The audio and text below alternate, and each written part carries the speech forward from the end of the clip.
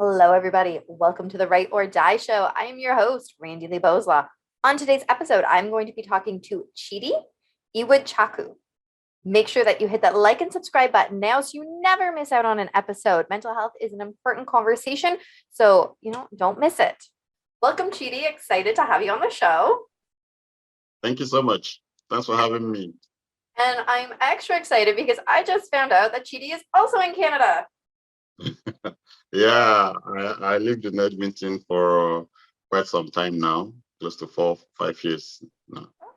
I've actually never went west. I've went to all of the provinces out east, but I have not visited any of the provinces out west yet. You should come to Edmonton. Edmonton is very beautiful. We came into Canada and we landed in Edmonton and we fell in love with it at the first sight. I don't think there's anything in Canada that's as beautiful as Edmonton. Okay. I do plan to visit out west at some point, not in the winter, but at some point. Certainly. I won't advise you to come in the winter. It's actually very brutal. Yeah, your winter is probably 10 times worse than our winter. Our winter is very mild here. Actually, Buffalo gets it way worse than we do. So, yeah, no, I'm not going west in the winter. Yeah. So, other than the fact that you are recording in Canada with me, what is Chidi? Who is Chidi? Not what. Who is he? Okay. Chidi is first-time author. My book is Coming to Canada, The Ultimate Success Guide for New Immigrants and Travelers. The whole idea of the book is to give newcomers information about what life is like in Canada from a perspective of somebody who just came, who is also relatively new. And so they have all the tools that they require to not make some of the mistakes that could be very debilitating when they come in here. Okay. So my book made international. It's an international bestseller. It made #1 for Canadian travel and Canadian travel guide in the US and in Canada. So yeah, I'm excited about that.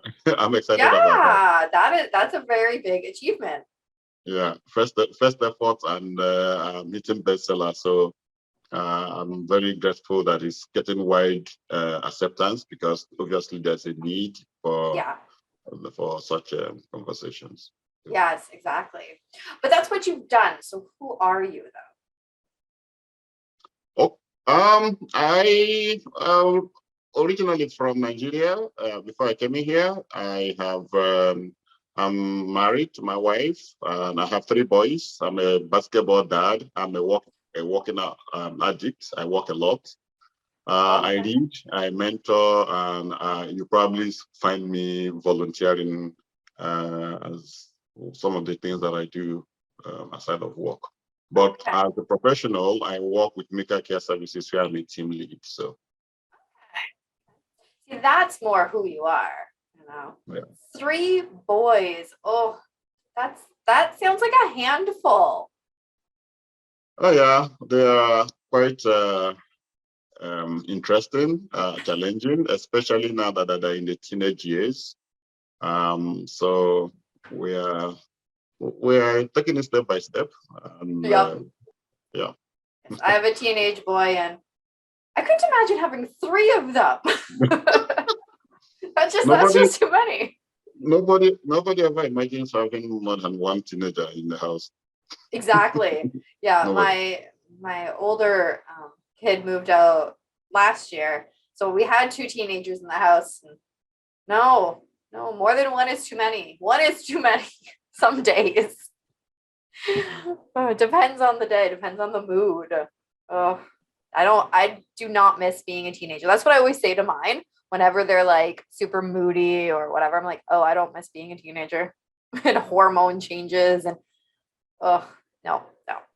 Yeah, I mean, fair enough. To be fair, they're getting to know themselves. Like they're getting to know their bodies. They're getting to create a separate identity for themselves. So all of these are coming in at the same time. So I think that the best anybody can do, obviously, is to walk with them through all that transitioning and to support them in making sure that they know they are loved, they know that they are cared for, no matter what it is that they're going through. And we wait for the best outcome on the other side of adolescence, I think. Yeah. That is, yeah, it's beautifully said. Yeah. Are they all into basketball? Because you said you were a basketball dad. So Yeah, all all three three of of them play basketball, yes. Okay, nice. That's awesome. Um, all right, so let's get into the meat and potatoes here. And what mental health kind of stuff are we going to be talking about? Okay, so the book I wrote, which is this, Coming to Canada, the Ultimate Success Guide, have a very interesting perspective about mental health, especially from the point of view of newcomers to Canada. You know, for people who come into Canada, their stories vary, okay, depending on what pathway and where you're coming from. For some of us who come from less developed countries, it's it's a unique journey, honestly. Okay. Part of what makes it unique is sometimes you come into Canada and what you are sold about Canada globally is not what you see when you come in. So you have that idea that Canada is a place where you can seamlessly integrate, which is great. Well, by the time you come in, you realize that sometimes your education might be discounted. So you need Canadian education to get Canadian work, and then you need Canadian work to get Canadian experience. You need Canadian experience to get Canadian work. So the stress and the impact of all of these things on mental health is some conversation that have not yet really been talked about, and I think that it's a topic that we need to address. Yeah. So what's your story? Because you sound very well educated. And I know, so when I was working in employment counseling here, we sometimes would have people who had immigrated here, and I'd have to tell them, unfortunately, Ontario, and even not even necessarily from other countries, but even from different provinces, Ontario is a little stuck up. All right. And Ontario will often tell people, even if they're from Canada, but just a different province, that their education isn't even good enough. And I'm like, but it's Canadian education. Whatever. I don't make the rules, right? So what's kind of your background, and when you came here, what steps did you have to take in order to get seen as, an educated person here? So my background is that I have a first degree in public administration back home. I have a second degree, that's a master's degree in from the University of Warwick in England. I've been a banker, a middle level banker for 17 years before I came here. Okay. That's a long time. So in terms of team leadership and in terms of management and all that, I am already used to it. Mm-hmm. Okay. However, by the time you come in here, you are having this situation where somebody looks at your resume and says, you know what, you don't have Canadian experience. Mm-hmm. And I said to them, obviously, I can't have Canadian experience when I'm still outside of Canada, right? Yeah. I have to be in Canada to have Canadian experience. And I said to them, sometimes I would just think about it, but the government evaluated all my qualifications and saw that I'm quite a highly skilled, a highly trained individual before I came in. Good. And then why is it that? And now I've made that move, moving my family, moving everybody, and coming in here.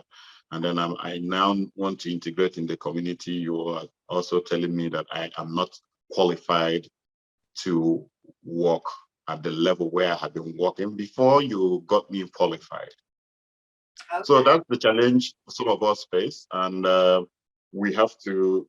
For many of us, we have to do all kinds of things to survive. In my case, I started doing transition jobs, customer service. What kind of jobs were those? I worked as a client service representative across board for city of Edmonton, for example, for Go Auto, for so many other companies. Sometimes I work in the account departments as a data entry operator, and then just to pay bills to get going, right? Yeah. Yeah. What was the conversation that you had with your wife about, hey, I think we should move all across this ocean to Canada? How'd that go? We had we've been widely traveled. Okay, we've traveled widely for both leisure, for education, and for business before we decided that we're coming to Canada to settle. Okay. We've traveled to Europe, we've traveled to some part of Asia, we've come to obviously the United States, and here we are. So why Canada?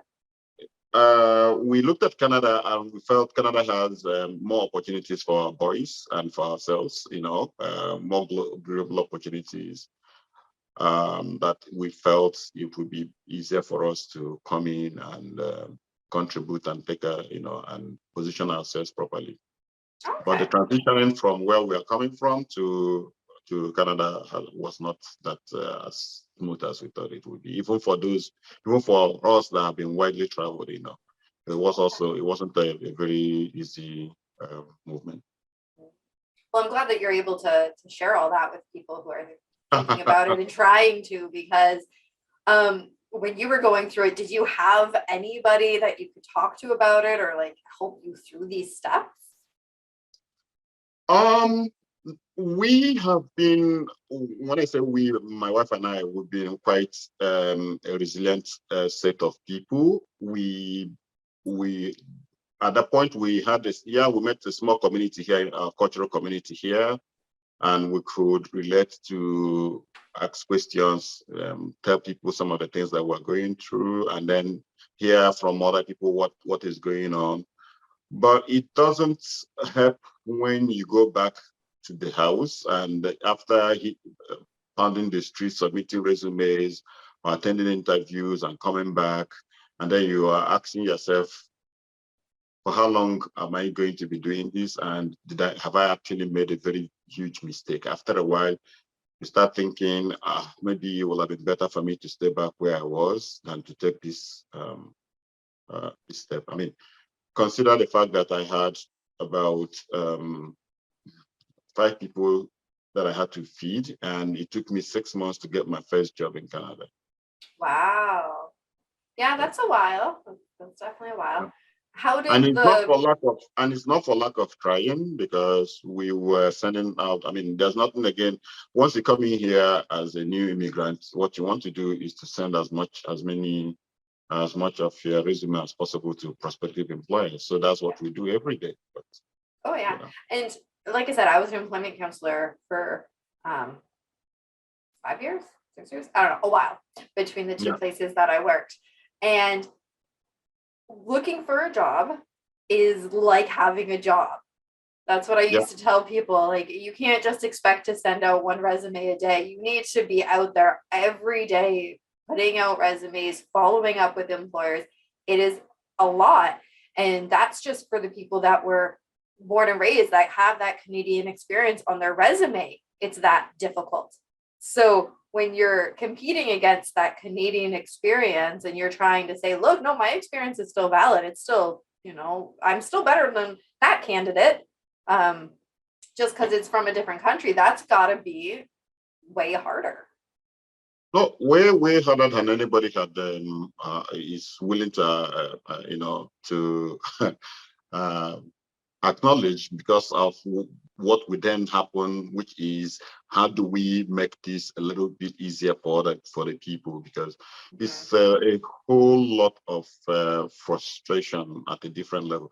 I can tell you for free that in researching for my book, there are many foreign trained professionals who, along the way, they just give up. They just don't go through that, and then they start get into other things that ordinarily they wouldn't have even considered, and Canada is the worst for it, because these are people who are very skilled. I'll give you an example. I know many very, very skilled medical professionals from my country who are here, who are no longer in medicine, who these are very experienced doctors, for example. Yeah. And then you go to the emergency service units of the hospitals, and you see that the triage time is actually close to 8-9 hours. And just because everybody is stressed out, and then you know that there are 10, 20, 40 people that I have got to know who could easily do whatever it is that is required to do. And this is just medicine. If you come to engineering, it's something. If you come to education, it's something. So the impact of all of that idea that you can come in and you are brimming with confidence, you know that Canada is awash with world-class candidates, world-class talents and all that from all over the world. And you feel that you could play in that game, and but nobody even gives you that opportunity. And then you go back home, you're asking yourself, do you really now, what do I do? Because we have resigned from our jobs. Do I go back home? And then it would be like, you are coming to Canada, the supposed promised land, and you want to go back to where you're coming from? Or do I stay? And for how long will I take jobs that, even when I got the job, for example, even when I got my first job, it was something I did like 20 years ago. Wow. 20 years at a time. So that's the way it is. A lot of perseverance. Yeah. How did the boys feel when they had to leave the only place that they really knew for growing up anyways? They didn't find it funny with us. They felt that it wasn't we weren't going to. First, we didn't tell them until almost when we were about to leave, and so they said they were going to miss their friends and all that. And that's also another thing to consider. So you're also coming in here and you have kids. Sometimes we don't also talk about the impact of relocation on the mental health of children. Because sometimes making friends is hard. You come into a place, there are new teachers, new student classmates, a new school system. They're not used to that, and sometimes, if they are so unlucky, they might be the only people who have the same skin color in the whole school. So they don't even have anybody, like them around that can look up to. And it's tough. So sometimes we drop them in there, and then they go to school, they come back. We don't even know what they're going through because they don't have the capacity to express all of those. They bottle them all in. And then you see them start acting out, and then you don't know where it's coming from. You see that very lovely, beautiful soul that you brought into Canada become something very difficult, and you don't know what the person is going through because they don't have that capacity to express, this is how I'm feeling. This is how I'm feeling. I mean, if finding my feet and settling in Canada is difficult for me as a dad and as a man who has traveled widely and who has pretty high dose of confidence in my skills and my ability, I can just imagine what happens, what the kids go through. So it's tough. Yeah, exactly. Did you notice that with your boys, that there was a little bit of behavior once you got here? Yeah. Absolutely. We did. We noticed that, got a couple of, for the first time ever, we got complaints from the school, from the teacher, from the school principal and all that. And I know this wasn't, something was amiss somewhere, but I couldn't place my hand on it. But looking back now, I could imagine that, it was so tough for them. And I feel bad because I didn't have the answer to provide for them then. And with what I know today, I probably would have taken a different course of action, to be honest with you. So I mean, it's not simple. It's not simple. Okay. And how old were they when because they're teenagers now. So how old were they when you actually came here? I think the oldest was so we came in 2017, okay? Okay. We came in 2017. I think the oldest was about 13 or so then. Okay. So, okay. Yeah. Yeah. They're So just on that cusp of puberty before. yeah, that's a difficult time in life.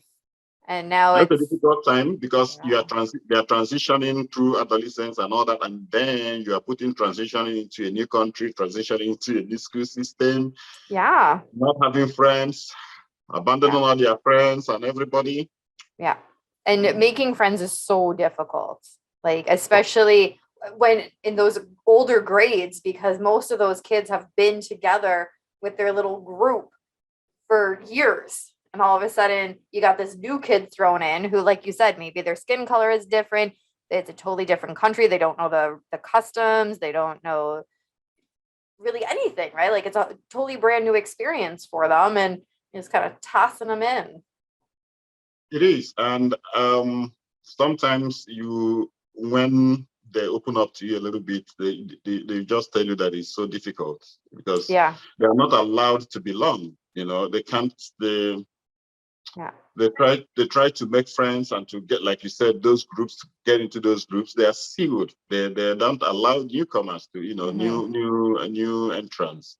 yeah, And so you go to school every day, you are alone. When you during lunch, you are eating alone. You don't have anybody to talk to. yeah, Sometimes when you think about it, it's very heartbreaking. But yeah, yeah. But sounds like they're doing a lot better now. yeah, they are because we told them that we keep talking to them at home, keep making sure that they know that we're supportive and that they can do whatever it is that they fix their minds to do. We also relied on community support from our community people, some mentors in the community, and all that. So it's not been easy one bit for the whole process, but I am hoping that ultimately everybody will find that it's been a smart move to make. Yeah, that's good. So I'm curious, just because you've said, the schools, it's a different school system. How is the school system back where you're from? Okay, so the way of teaching, for example, is different, right? It's different. Canada is more laid back. Um, Oh, so really? Okay. yeah, Canada is more laid back. So sometimes I wonder.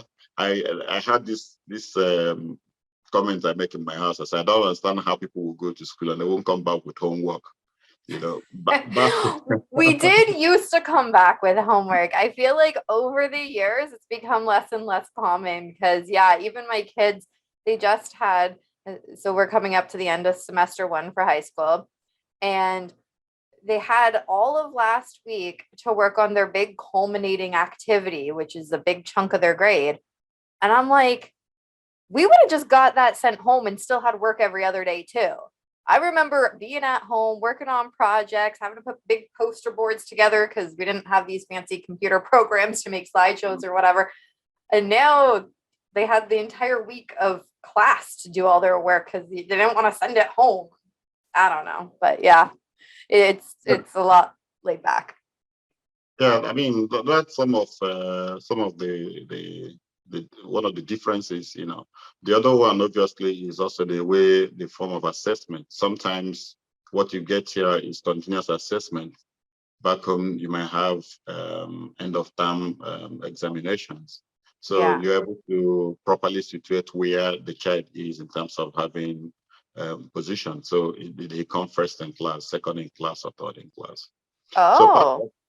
part of that challenge also then comes for you as a parent is you don't even know when the child will have who could do so much, Mhm. and now who is in the Canadian system that paces out some of these things. You don't know when they've gone to the other extreme, right? Yeah. Of not taking their studies serious again. A, because of it's so easy in code for them, or B, nobody's looking into what they're doing on a daily basis, right? Mhm. In terms of Yeah. testing and all that. Yeah, yeah. So Oh, yeah, very that's interesting. a challenge. Yeah. Yeah. I'm always curious about other places and how it's different. So it's really cool that I actually get to ask you about it. Um, okay, so you've mentioned the book. You've a little bit told us what it's about. Where do people get their hands on it? So the book is right now on Amazon, amazon.ca and amazon.com for $25. And for anywhere people get their books online, novels and Barnes and Nobles and all the online stores all over the world. Excellent. And sounds like it's got a lot of really good tips in there. Do you share your story in there? Uh, yes, in a sense, yeah. This is our story. However, it is more than our story because I could, if you may, if you allow me, I could go through a little bit about the table of contents so that people would Sure. see what it is about. So I'm writing to people who are coming into Canada at different stages of that Canadian trip, Okay. Canadian journey. So the first chapter is the things that I believe that would be important to people to do before they depart from all over the world, wherever they are coming from, anywhere in the world. And on top of that uh, list topic would be mindset, i.e., how to get that mindset that will help you to succeed in Canada. Because some of us come from very different cultural heritage and all that and perspective. So when we come into Canada, if we still carry all of that in, it becomes, even though Canada is a multicultural place, but we also need to understand that there is only one culture actually that Yeah. is more or less legal, right? I'll give you an example I'll give you an example in terms of mindset. There are things that I could do with my kids, for example, back home in terms of corporate punishment, and it will be okay, but I can't try it in Canada, it will become an assault, for example, right? Yeah. Yeah. And then the other thing is, how we were talking about the things you need to do before you find a job, the transition jobs you need to do to pay your bills while you are throwing out the resumes. So Yes. that positive attitude to have even when things don't look up, are not looking up for you and all that. And that can do spirit that you need to say, whatever it takes, I will have to succeed. So these are part of the things that I will tell people to start working on before they leave whichever part of the globe Yeah. they're coming from before they get to Canada. And then the second part, chapter 2, talks about the first 7 days in Canada, the things you need to do, including the regulatory registrations and all that databases that you need to enter and all that. Oh, Uh, yeah. yeah, yeah, I would have forgot about all that stuff. There's probably a lot of paperwork and stuff to do. a lot of paperwork, yeah. And chapter 3 is about, and I put this earlier now so that people understand that there are strategies for success in Canada. Some of the things I discussed in that chapter are the things that may not be too obvious, may not be known to people who are coming from outside, but in Canada, they mean a lot. One of them, for example, is your relationship with law enforcement, okay, in terms of police reporting. Because for most jobs in Canada, you will require a police clearance for you to get the job. So Yes. you have better. So I placed it earlier in the chapter so that when the person comes in, they know that from the one, some of the things that they think they can get away with in their home countries might be serious issues in Canada and would be recorded for them, right? For Yes. in the database, yeah. Then we talked about looking for job, okay? Then the fifth one is the Canadian work culture, how to navigate the Canadian work culture in terms of the values that you need to bring to the table and all that. Down to parenting in North America, marital relationship, and getting involved in the community. So it's as much as it's my story, it's also about the things that people need to Yeah. succeed on the short term and on the long term basis on the journey to. Yeah. Yeah, that's so important to I really enjoy reading books that they share the person's story, but then it's also these are the things that I've learned that you can use these things. These are important for you to know, and I wish I knew these back then. Yeah, so the idea is that it's just like having a friend by your side, telling you, encouraging you, nudging you reminding you about the things that are important that you need to do when you come in. By the way, the idea of writing this book came as a result of the fact that my wife and I, we have helped many families land in our house since we came in. I think at the last count, it was about 20. We've done about 20 families who used our house as a landing. Wow. And so from there, they then move on to their own houses. And then I've also volunteered as humanitarian director for my cultural association. What that role involved was helping people arrive, settle, and thrive by helping them with access to community resources and information. So all of that experience and knowledge I have put inside the book. Oh, very cool. Yeah. See, that's just it. You lived it, and it's so nice that you can now share that with other people, because it's got to be scary. I mean, it's scary just to move to a different province or to a different city, and you're moving to a different country. Right? Uprooting an entire family is also very different than if you're a single person moving. So it's nice that you're able to share all that stuff. Yeah. The idea is so that people don't make the same mistake we've made. People will have the information ahead of time. Yeah. And that will be one way humanity can benefit from all the experience that we've had. Yeah. So they can hit the ground running. Which is excellent. That'll definitely help a lot of people out. Yeah. So where do people follow you? I'm on Instagram as Chidi Iwuchukwu. I'm also on Facebook on the same name, Chidi Iwuchukwu. You can also check me on LinkedIn and on Twitter. Excellent. So we're going to put those links down in the description below so that you can very easily find Chidi, follow him, and keep up to date on anything else that he's coming out with.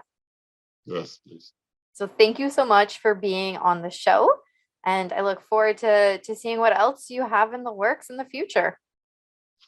Yeah, thanks for having me. The immigrant space requires a lot of information, a lot of support for people who are coming in. And I think that I believe that I could be a resource. So I'll continue to work towards providing information and guidance in that space for people who are coming in. And this is not just for people who are coming in from my culture or from my country, but from all over the world. All over. Yeah. From all over the world. Excellent. Thank you. Thank you, ma'am, for having me. So we have a sponsor for today's episode. It is Taylor Smith Design. And I have been using the services for, I guess, almost over a year now. I use the do-it-yourself services, and it makes posting on my social media so much easier. Seriously. They have a user-friendly platform where I can schedule all of my posts for the whole year on multiple social sites at the same time. The best part about that is that I can create recurring posts, so I don't have to constantly redo the same thing, which works great when promoting my books. Plus, if you run multiple businesses like I do, since I'm my kid's momager, you can hook it up to multiple accounts. One price for all of your needs, and it saves me so much time. Depending on the level that you sign up for, it can do so much more than just that. I'm still trying to figure out some of the features that it offers. If you need an affordable solution for your social media needs, then go to getseensocial.ca, use code WRITEORDIE to get your first month totally free. All right. Who doesn't like free? Remember, you want to go to getseensocial.ca and use the code WRITEORDIE. Get that first month free.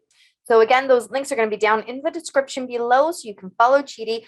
He actually told me he is in the process of writing 2 more books. So as those books get ready to be published and he has a published date, then he's going to come back on the show, share a little bit more about his experience and the mental health around it all, and those new books, because we're always writers. We've always got something going on in these brains. We got to get them out there. If you would like to support the show, we do have a merch store where 10% of the proceeds goes back to the Canadian Mental Health Association. And remember, the only way to end the stigma of mental health is to speak openly and honestly.